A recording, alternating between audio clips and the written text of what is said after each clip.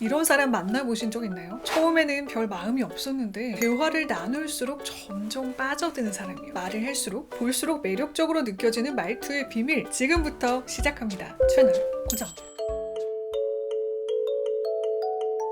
안녕하세요, 히렌초입니다. 말을 할수록 깨는 사람이 있는 반면 점점 더 매력적으로 느껴지는 사람이 있습니다. 저 같은 경우도 누군가의 말과 행동에 영향을 많이 받는 편인데요. 특히 시간이 지날수록 더 매력적인 사람들, 컨텐츠에서 항상 강조하듯 내면의 힘이 강한 사람, 말과 행동이 매력적인 사람일 겁니다. 오늘은 그중 말을 통해 매력을 강화하는 비법을 소개해드리겠습니다. 같은 말을 해도 호감 가는 사람들의 말 습관, 첫 번째입니다. 1. 포옹을 부르는 포용.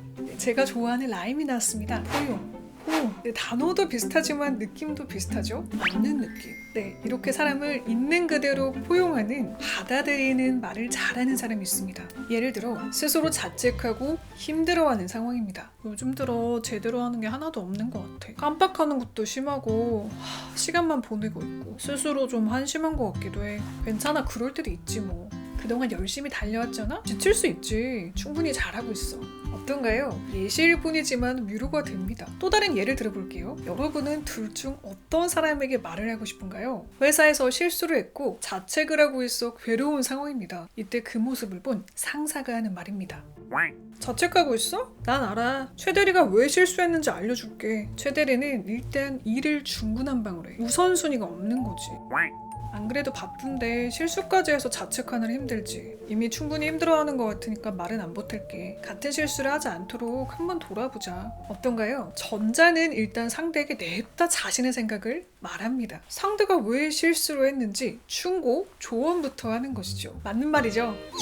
정말 네, 아픕니다. 이렇게 말을 하면 옳은 소리는 할 수 있어도 사람의 마음을 보듬거나 결코 호감으로 갈 수는 없죠. 그나마 일적인 사이라면 낫습니다. 호되게 가르쳐주시는 선배가 때론 고마울 때도 많거든요. 일적인 성장을 덕분에 하기도 하니까요. 하지만 일이 아니라 일상에서 마음이 더 가는 사람의 말은 어떨까요? 팍팍한 일터에서 그래도 나를 포용해주는 말을 하는 사람에게 조금 더 마음이 갑니다. 일적인 관계라도 관계니까요. 사람이 하는 일이니까요. 그럴 수 있어. 그렇지. 일단 상대를 포용하고 안아주는 포옹의 말. 같은 말도 더욱 온기가 느껴지는 말로 따스하게 바꿀 수 있습니다. 알수록 점점 호감 가는 사람의 말 습관. 두 번째입니다. 2. 판단보단 파악.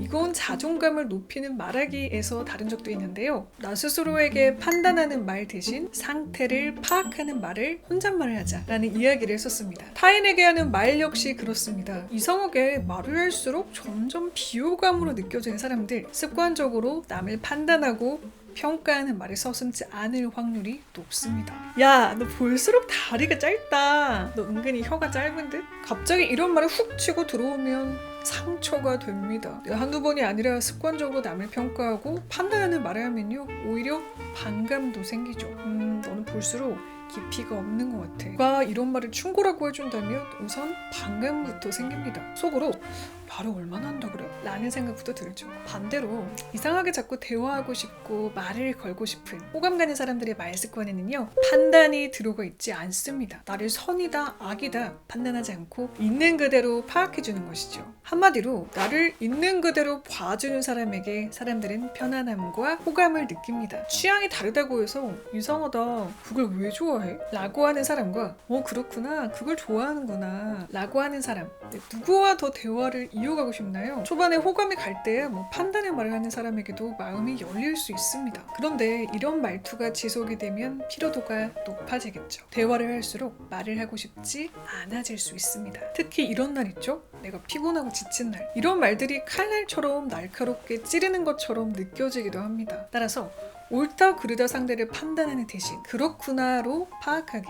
쉽진 않겠지만 함께 실천해 보자고요. 대화를 할수록 마음이 편안해지고 호감이 가는 술술 대화가 되는 사람의 말습관. 마지막입니다. 3. 긍정의 맞장구로 시작.